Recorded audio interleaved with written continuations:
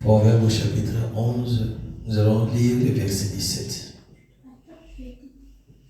Je lis pour la gloire de Dieu. Amen. L'homme est bon, fait du bien à son âme, mais l'homme cruel trouble sa propre chair. Je répète, l'homme est bon, fait du bien à son âme, mais l'homme cruel trouble sa propre chair. Nous lisons encore Romains chapitre 2 verset 9. Ces versets, quand j'ai entendu ça, moi j'ai dit waouh. Romains chapitre 2 verset 9. Tribulation et angoisse sur toute âme d'homme qui fait le mal. Sur les Juifs, premièrement, puis sur les Grecs. Ici, on nous dit, dans le livre des Proverbes, chapitre 11, verset 17, l'homme bon fait du bien à son âme, mais l'homme cruel trouble sa propre chair. Romains chapitre 2, verset 9 dit ceci, tribulation et angoisse sur toute âme d'homme qui fait le mal. Sur les Juifs, premièrement, puis sur les Grecs. Vous savez, ici, on nous parle de l'âme. Parce que l'âme d'une personne, c'est la partie qui est invisible, mais la partie aussi importante. Parce que tout ce que nous recevons dans la chair, dans le corps, transite premièrement au niveau de l'âme. Quand ça vient de l'Esprit de Dieu, ça transite dans l'âme et ça vient finalement atterrir au niveau de la chair, du corps. Mais ici on nous dit, quand tu fais le bien, tu le fais pour ton âme. Quand tu fais le bien, l'homme qui fait le bien, qui fait les choses, l'homme qui fait bien les choses, l'homme qui fait des choses bonnes, il le fait pour son âme. L'homme est bon, quand tu es bon là, ta bonté doit se manifester par les biens. Mais quand tu es bon, un homme est bon, on le voit par les œuvres. Un homme est bon, on le voit dans l'interaction, dans sa relation, dans la société, la manière dont il agit, la manière dont il interagit avec les autres. Et la manière d'interaction avec les autres, tout ça, on ne voit que la bonté. On ne voit que le bien. Donc, parce qu'il est bon à l'intérieur et il exprime, il extériorise ce qui est bien envers les autres dans ses relations multiples. C'est pourquoi il est écrit ici, l'homme est bon. Donc déjà, il y a l'adjectif qui le qualifie. Il est déjà bon. Dans sa nature, il est déjà bon. Bien-aimé, dans ta nature, est-ce que tu es comment?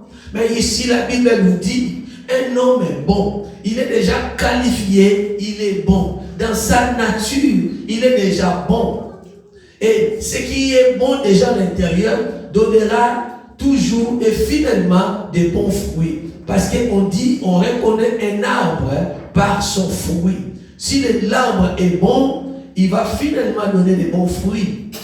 Si l'arbre est mauvais, il va sûrement donner aussi des mauvais fruits. Parce que tout arbre est l'image du fruit qu'il porte. Tout arbre est l'image du fruit qu'il porte. Et ici, on nous a qualifié un homme est bon. Cela veut dire dans sa nature, il est déjà bon. Il est bon à l'intérieur de lui.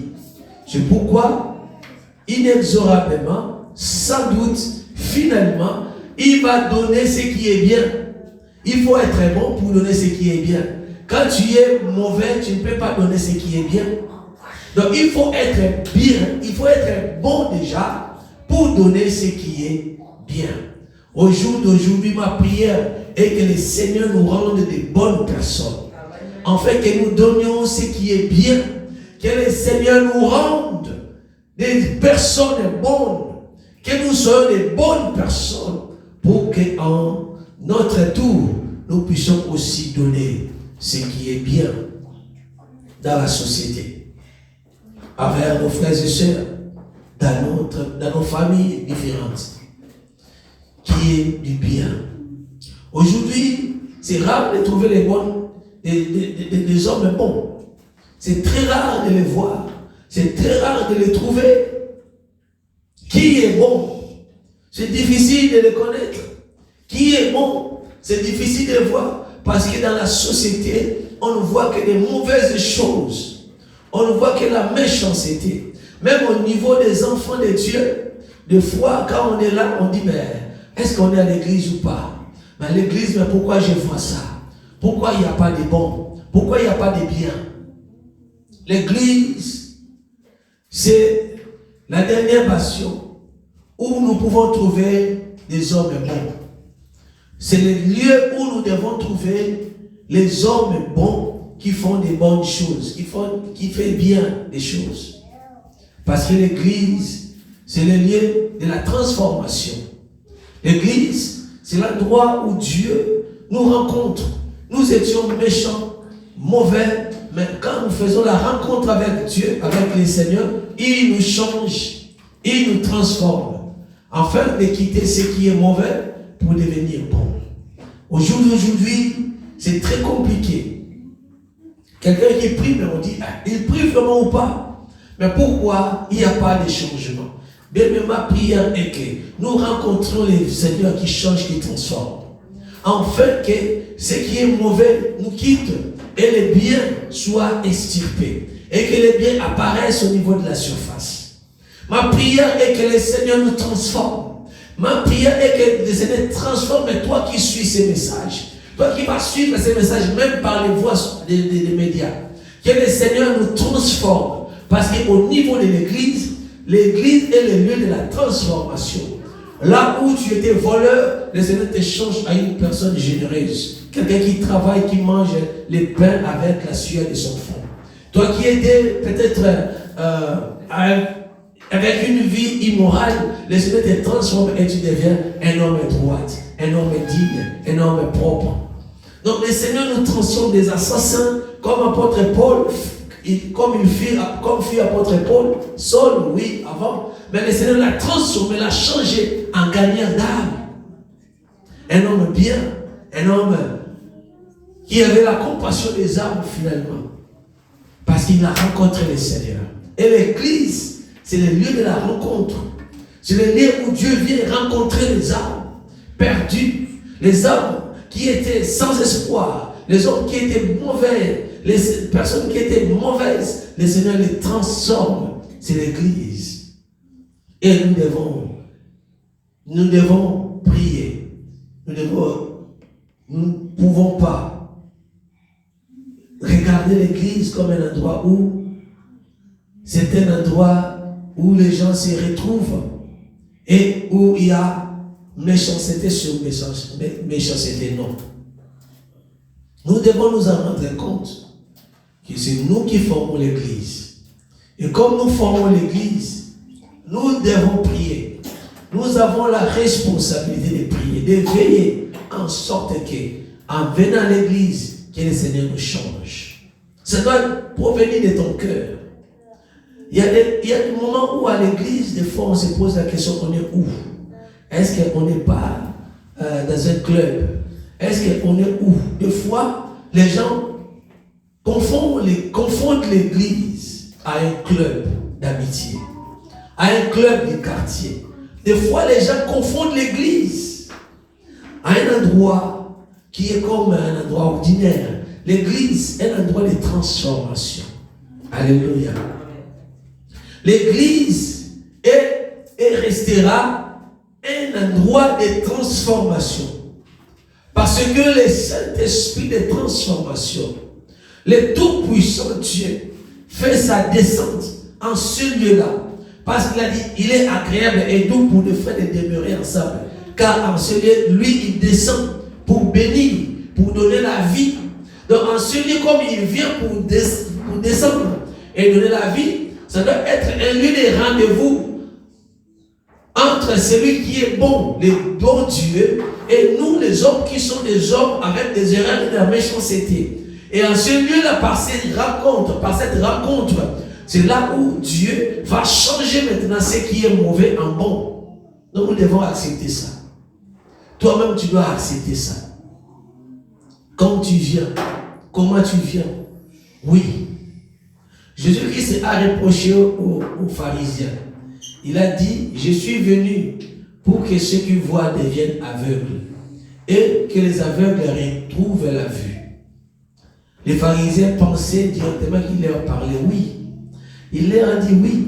Ce sont des malades qui cherchent les médecins. Mais ce ne sont pas des gens qui sont en bonne santé. Il leur a parlé ouvertement. Mais quand tu es déjà quelqu'un qui pense que toi tu es bien déjà, que toi tu es sans défaut, il n'y aura rien qui sera fait. Quand tu penses que toi tu es un homme, tu es irréprochable, il n'y aura rien qui sera fait dans ta vie. Dans ma carrière, en tant que serviteur, pasteur, j'ai rencontré des hommes que tu ne peux même pas faire une reproche, que tu ne peux même pas faire une réflexion. Quand tu fais cela, même s'il a commis des fautes, lui, il persiste dans sa manière de vivre. Tu dis, mais ça ne se passe pas comme ça. Il persiste, elle persiste. Et il est même prêt de s'éloigner de toi parce que tu l'as fait une réflexion. Alors que la conduite, elle était mauvaise. Et je me pose la question, quand est-ce que nous allons changer? Quand est-ce que nous allons produire des fruits qui sont bons? Quand est-ce que nous serons devenus des hommes qui sont bons, comme la Bible a dit ici? Un homme est bon. Fait du bien à son âme. Il faut le faire, bien-aimé. Nous-mêmes d'abord, nous devons nous regarder. Il n'y a pas de juste, il n'y a pas même un seul. Même celui qui prêche, même celui qui écoute la prédication. Mais il y a quand même un minimum de seuil qu'on ne peut pas franchir. Donc quand tu sais que Dieu est dans l'erreur, il faut l'accepter. Et nous sommes à l'église pour être changés, pour être transformés. Parce que le Seigneur descend l'église. L'église est le lieu de la rencontre entre les bons, qui est le bon Dieu, et les hommes qui sont dans la mauvaise vie, afin de nous changer. Et quelqu'un qui est dans la posture de chercher le Sauveur, c'est quelqu'un qui trouvera son miracle. Dieu va le changer. Parce qu'il va se réaliser que non, moi, j'ai des failles. Moi, j'ai des erreurs. Il y a que le Seigneur qui est bon et celui qui peut me changer. Amen. Est-ce que vous le suivez? Amen. Il est très important de le comprendre. Que l'église, c'est le seul endroit où on peut changer de vie.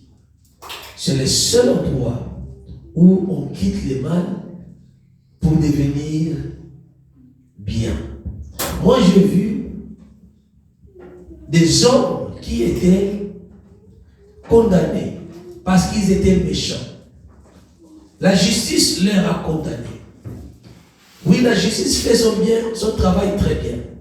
Parce que quelqu'un qui a fait du mal aux autres, il doit aussi subir la rigueur de la justice, c'est normal. Mais la personne incarcérée, dans la prison, au lieu que dans cet endroit pénitentiaire, change de vie, mais en sortant, il devient encore pire. Il est entré dans la prison, mais la prison ne l'a pas transformé. Je vais dire ceci, bien aimé. La prison ne transforme pas. Il n'y a que toi-même, dans ton âme, si tu as besoin du Sauveur, c'est alors que tu trouveras ton miracle. C'est alors que le Seigneur va te changer. La prison ne change pas. Parce qu'il y a d'autres personnes qui sont entrées dans la prison, ils sont entrés un peu bien, mais en sortant, ils sont devenus pires. C'est pourquoi j'ai dit, c'est l'église qui est l'endroit du changement. Parce que la parole qui est prêchée ici, ce ne sont pas des simples mots, ce ne sont pas des vaines paroles, mais derrière cette parole, il y a la puissance de Dieu. La puissance qui change, la puissance qui transforme, la puissance de Dieu qui change les mal en bien, qui change les mauvaises personnes en bonnes personnes. C'est à l'église, le lieu de la rencontre, du changement, de la transformation. Gloire à Dieu. Et nous avons fait la lecture, dans notre deuxième lecture, dans le livre des Romains, au chapitre 2, verset 9. La Bible dit ceci. La tribulation et angoisse sur toute âme d'homme qui fait le mal. Or, Proverbe chapitre 11, verset 17, partie B, la Bible dit ceci, l'homme cruel trouble sa propre chair. Parce que tu es cruel, parce que tu es méchant. Oui, tu fais du mal aux autres, mais au final, tu vas troubler ta propre chair. Comme aujourd'hui là, nous allons prier. Celui qui te fait du mal, l'âme qui te fait du mal là, trouvera dans son chemin tribulation et angoisse. Je dis ceci. Il y a d'autres personnes qui sont des personnes bien. Une personne qui ne cherche pas des problèmes. Une personne qui cherche Dieu. Mais en réalité, en esprit, cette personne-là, sans qu'il les sache, a des ennemis. Oui, nous savons que nous avons des ennemis. Mais il y a d'autres ennemis qu'on ne sait pas. Il y a des ennemis invisibles. Eux, on ne les sait pas. Et ils cherchent à tendre les pièges pour atteindre les justes, les gens paisibles, dans la famille, au pays, partout. Ce sont de telles âmes qui sont, je vais dire, des personnes cruelles.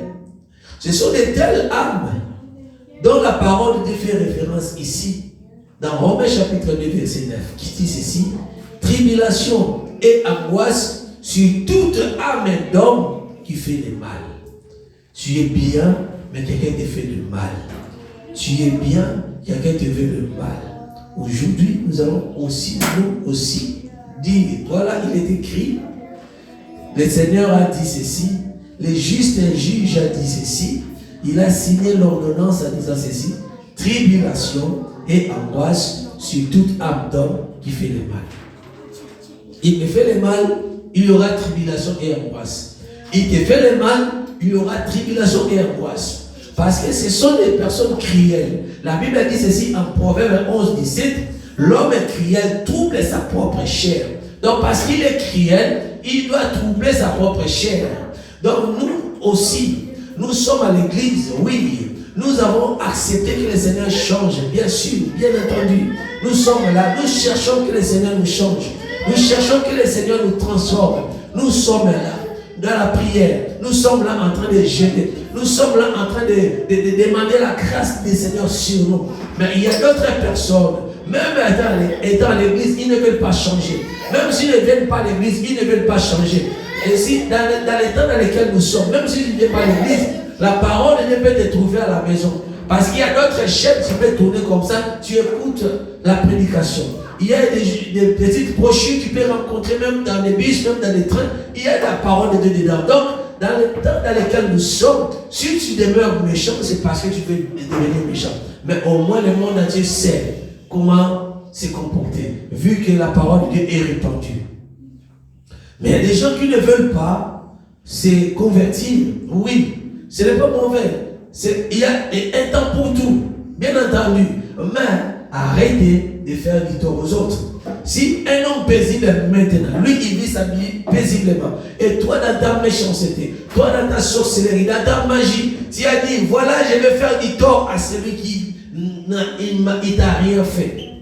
Des fois c'est bizarre, tu as fait du bien à quelqu'un, mais la personne en question, comme elle est entre deux mondes, monde réel et monde irréel, monde matériel et immatériel, cette personne en voulant donner comme un remerciement, Et leur remerciement parce que tu lui as fait du bien, eux, ils trouvent que non, ce n'est pas bien parce qu'il m'a fait du bien.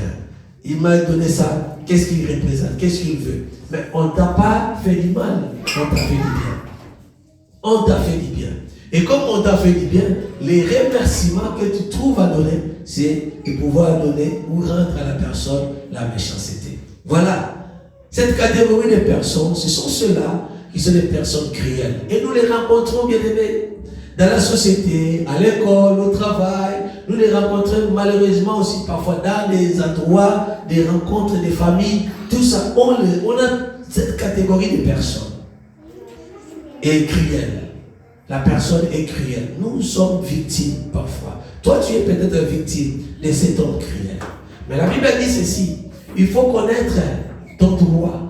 Si tu connais ton droit, bien, tu peux les réclamer. Si tu connais ta position, ton identité, tu peux aussi dire que voilà, Dieu m'a dit ceci. La promesse de Dieu dit ceci, dit ceci, dit cela. Mais ici, la promesse de Dieu dit ceci. L'homme cruel trouve sa propre chair. Alors, comme eux ne veulent pas te laisser, ils ne veulent pas te laisser en paix, ils ne veulent pas te laisser calme, ils ne veulent pas te laisser jouir de ta bénédiction, de ta quiétude.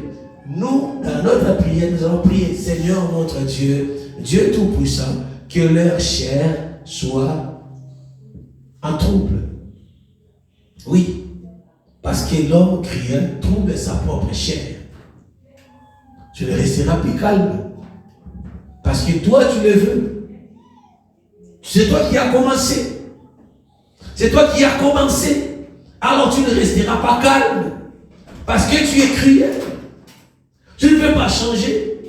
Tu ne peux pas laisser le Seigneur te transformer. Ces gens-là, ils ne veulent pas laisser le Seigneur les transformer. C'est pourquoi ce soir nous allons prier.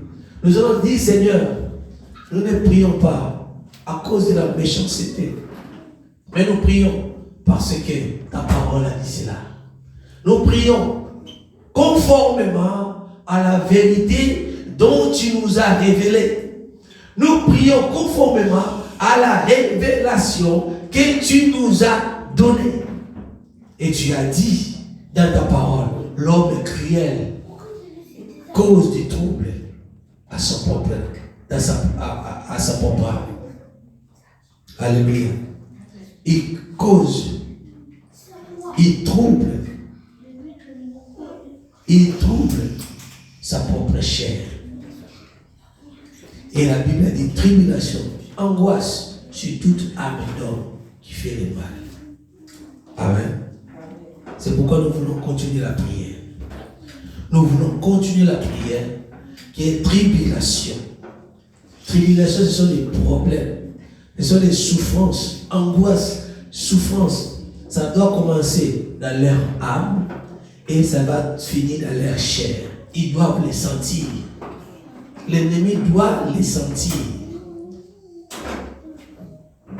Notre combat, ce n'est pas un combat entre la chair et le sang. Mais ici, ce verset parle de la chair, de l'homme cruel. Alors, si cet homme cruel, lui, il vient nous attaquer au niveau de la chair, il vient jeter le mauvais sort pour que nous subissions des échecs au niveau de la chair, au niveau du corps. Nous aussi, nous voulons les rappeler que nous n'allons pas les menacer comme ça, physiquement, avec des coups de poing, non. Mais nous allons nous référer à la parole de Dieu qui dit ceci, notre charte, qui dit ceci, la chair de cet homme-là sera aussi dans les troubles. L'homme cruel trouble sa propre chair. Nous allons troubler leur chair. Tu dois troubler leur chair aujourd'hui. Ils doivent sentir le trouble de leur chair.